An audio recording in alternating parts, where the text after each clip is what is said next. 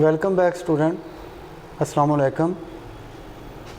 Next जो previous lecture था हमारा, that is the general method of preparation of alkane, जिसमें मैंने पांचवी preparation reduction of aldehyde and ketone, Wolff Kishner and जो है क्लीमेंसन रिडक्शन मैकेनिज़्म के साथ एक्सप्लेन किया। उसमें जो हमारे पास वुल्फ किशनर है, उसमें एक जो चीज़ थी लास्ट, आप चेक कीजिएगा जब प्रैक्टिस करेंगे कि 4 हाइड्रोजन जो है वो मैकेनिज़्म में यूज़ हो रहे हैं। तो 2 हाइड्रोजन वो हाइड्राजीन से पहले स्टेप में जो है वो अलहदा हो रहे हैं, तो 2 हाइड्रोजन प्रोटॉन की सूरत में हमने ऐड किए थे, तो 4 हाइड्रोजन यहाँ से बैलेंस हो जाते हैं। तो ये पॉइंट था एक। तो नेक्स्ट हम बात करते हैं लेक्चर नंबर 24।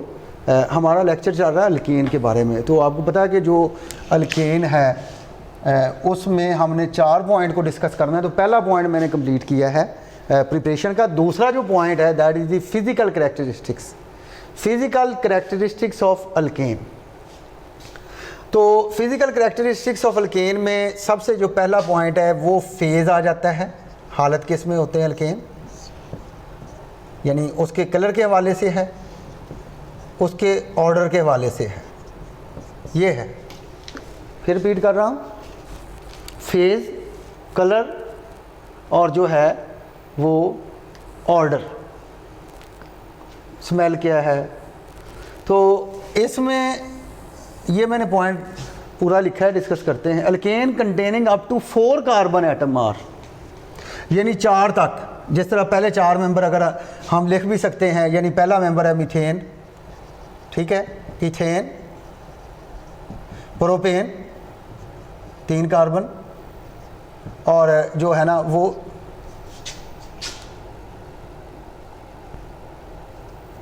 ये प्रोपेन आ गया, ये ब्यूटेन, ये 4 कार्बन तक। तो वो कलरलेस होते हैं, ऑर्डरलेस होते हैं, और उनकी जो फेज़ है वो गैसेस होती है। ये यानी मीथेन, इथेन, प्रोपेन, ब्यूटेन जो है वो कलरलेस हैं, ऑर्डरलेस हैं और गैसेस की सूरत में हैं, ठीक है। जबकि उससे आगे वाले जो मेंबर हैं, यानी कार्बन 5 से लेकर कार्बन 17 तकरीबन नियरली, यानी पेंटेन टू हेप्टाडीकेन, यानी 17 अगर कार्बन है ना तो उसमें हाइड्रोजन आप निकाल लें, वो ये होंगे। कार्बन 5 है ना तो हाइड्रोजन 10 होंगे, ये आपको पता है। That is belong to formula CnH2n+2 alkane पे।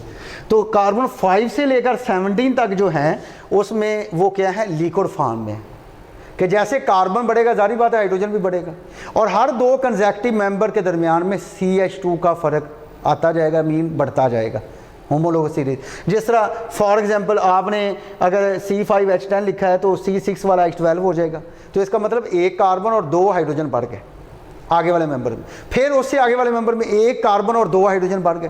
तो जैसे जैसे वो कार्बन हाइड्रोजन बढ़ता जाएगा वो गैसेस से वो लिक्विड में चेंज होते जाएंगे, क्योंकि इंटरमॉलिक्यूलर फोर्सेस साइज बढ़ने से बढ़ रही हैं और ये नॉन पोलर नेचर रखते हैं। और इसमें कौन सी फोर्सेस हैं, London dispersion forces, polarizability factor आता है नेक्स्ट, इसी में मैं एक्सप्लेन करूंगा। The higher member from carbon 18 to onwards, यानी फेजेज है, और इसको 3 हिस्सों में हमने डिवाइड किया। 4 पहले कार्बन वो गैसेज हैं, 5 से लेकर 17 तक जो है वो क्या है, लिक्विड है, और 18 टू ऑनवर्ड कार्बन, जो 20 आ गए कार्बन किसी स्ट्रक्चर में, 25 आ गए, 24 आ गए, ठीक है ना, वो क्या है, वो वैक्सी सॉलिड्स हैं, वैक्स नेचर रखते हैं, और वो भी क्या है, कलरलेस हैं और ऑर्डरलेस हैं। यानी जो तो बुनियादी बात हो गई ना, ये कलरलेस होते हैं, ये ऑर्डरलेस होते हैं। और ये जो अल्केन है ये depending upon the number of carbon atom, ये these are classified into 3 phases, gases में, लिक्विड में और सॉलिड में। ये मल्टीपल चॉइस भी आपने अच्छे अंदाज से इसको याद करना है। नंबर 2 पॉइंट, ये हम इसमें आते हैं नॉन आयनिक करैक्टर में। तो ओवरऑल भी आपने जनरल फीचर्स में पढ़ा था कि जो ऑर्गेनिक कंपाउंड होते हैं वो नॉन आयनिक करैक्टर शो करते हैं, और अल्केन भी नॉन पोलर करैक्टर शो करते हैं या वीकली पोलर होते हैं। और ये पोलर सॉल्वेंट में सॉल्युबल नहीं होते, इनसॉल्युबल होते हैं, जैसा कि पोलर सॉल्वेंट वाटर है। आप कोई मेंबर ले लें वो पानी में हल नहीं होगा अल्केन का, जैसे पेंटेन ले लें, हेक्सेन ले लें, ठीक है, डिकेन ले लें, कोई भी मेंबर ले लें तो वो पानी में नहीं हल होगा, वाटर में हल नहीं होगा, लेकिन वो सॉल्युबल किस में होगा? They are soluble in polar solvent, क्योंकि वो नॉन पोलर सॉल्वेंट, क्योंकि वो ऑर्गेनिक जो अल्केन है वो भी नॉन पोलर है और उसके लिए सॉल्वेंट भी क्या चाहिए? नॉन पोलर, क्योंकि वाटर क्या है? पोलर सॉल्वेंट है। और वो नॉन पोलर सॉल्वेंट कौन से हो सकते हैं? बेंजीन हो सकता है, ईथर हो सकता है, क्लोरोफॉर्म हो सकता है, कार्बन टेट्राक्लोराइड हो सकता है और हो सकते हैं। ये था दूसरा पॉइंट 9 और इसके फिजिकल कांस्टेंट्स, जैसे हम मेल्टिंग पॉइंट का जिक्र करते हैं, बॉइलिंग पॉइंट का जिक्र करते हैं, डेंसिटी का जिक्र कर दें, ठीक है, सॉल्युबिलिटी है, तो ये पॉइंट इससे रिलेटेड है। ये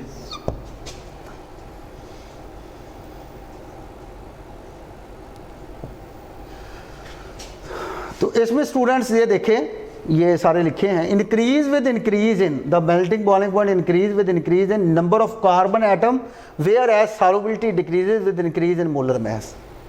सिर्फ सॉल्युबिलिटी जो है वो कम होती है साइज बढ़ने से, मोलर मास बढ़ने से, बाकी जो बॉइलिंग पॉइंट है, मेल्टिंग पॉइंट है, डेंसिटी, क्योंकि मेल्टिंग बॉइलिंग पॉइंट और density is related with strength of intermolecular forces. जितनी ज़्यादा इंटरमॉलिक्यूलर फोर्सेस होती जाएंगी उसकी डेंसिटी ज़्यादा होती जाएगी, मेल्टिंग पॉइंट ज़्यादा होता जाएगा, बॉइलिंग पॉइंट ज़्यादा होता जाएगा। तो अल्केन में ये तीनों पॉइंट जो हैं वो कब बढ़ेंगे? जब साइज़ बढ़ेगा, जब मोलर मास बढ़ेगा। वो कब बढ़ेगा? जब नंबर ऑफ कार्बन एटम और हाइड्रोजन एटम बढ़ेंगे। The boiling point increases by 20 to 30 degree centigrade for addition of each CH2 group into the molecule. यानी फ़र्ज़ करें कि आपके पास है C5H12, अब नेक्स्ट इससे आगे वाले मेंबर में CH2 ऐड करना है तो वो C6H14 बनेगा।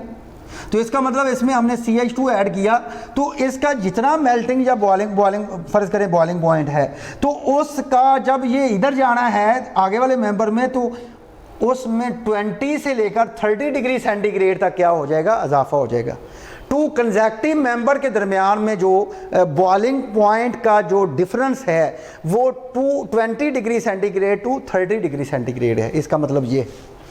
नेक्स्ट अगर हम बात करें बॉइलिंग पॉइंट के हवाले से, ये एक अहम बात लिखी है, शॉर्ट क्वेश्चन भी है कि जो बॉइलिंग पॉइंट अल्केन का ब्रांच चेन स्ट्रक्चर्स का वो लोअर होता है किसकी निस्बत? आइसोमेरिक नॉर्मल चेन अल्केन, उनके आइसोमर से रिलेटेड।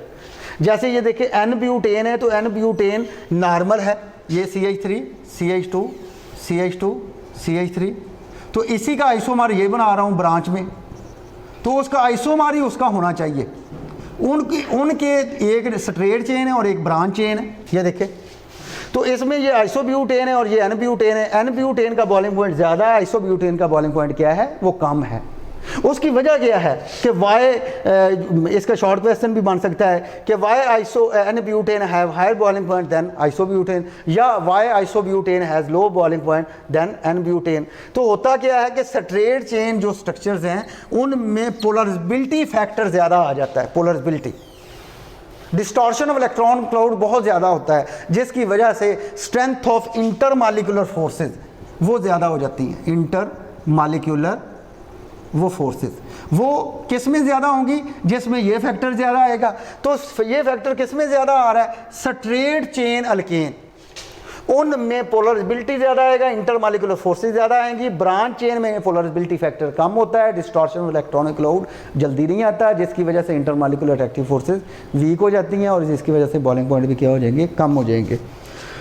तो ये था कि इसके में आप ये एग्जांपल भी शो कर सकते हैं ये शॉर्ट क्वेश्चन में, और ये बॉइलिंग पॉइंट का ये जो फिजिकल कांस्टेंट है इसका ये हिस्सा भी है जिसमें मैंने एक्सप्लेन किया है कि जो स्ट्रेट चेन जो अल्केन होते हैं उनके बॉइलिंग पॉइंट ज़्यादा होते हैं बनिस्बत उन्हीं से रिलेटेड जो उनके ब्रांच चेन आइसोमर बनते हैं उनके बॉइलिंग पॉइंट कम होते हैं। तो स्टूडेंट रीज़न क्या है कि जो स्ट्रेट चेन अल्केन होते हैं उनमें पोलराइजेबिलिटी फैक्टर ज़्यादा होता है, जिसकी वजह से इंटरमॉलिक्यूलर अट्रैक्टिव फोर्सेस की जो स्ट्रेंथ है, पावर है, वो बहुत ज़्यादा होती है। और जो ब्रांच चेन जो अल्केन होते हैं उनमें पोलराइजेबिलिटी फैक्टर कम होता है, इंटरमॉलिक्यूलर फोर्सेस कम होंगे तो ऑटोमेटिकली बॉइलिंग पॉइंट क्या होंगे?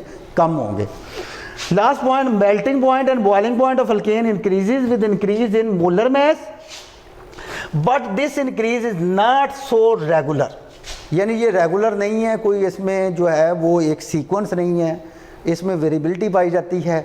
बेसिक यही है कि number of carbon atom, hydrogen atom बढ़ने से साइज़ बढ़ जाएगा, मोलर मैस बढ़ जाएगा, और वो जो है बॉइलिंग पॉइंट और मेल्टिंग पॉइंट क्या हो जाएगा, इजाफा हो जाएगा। लेकिन कहीं कहीं इसमें वेरिएशन पाई गई है।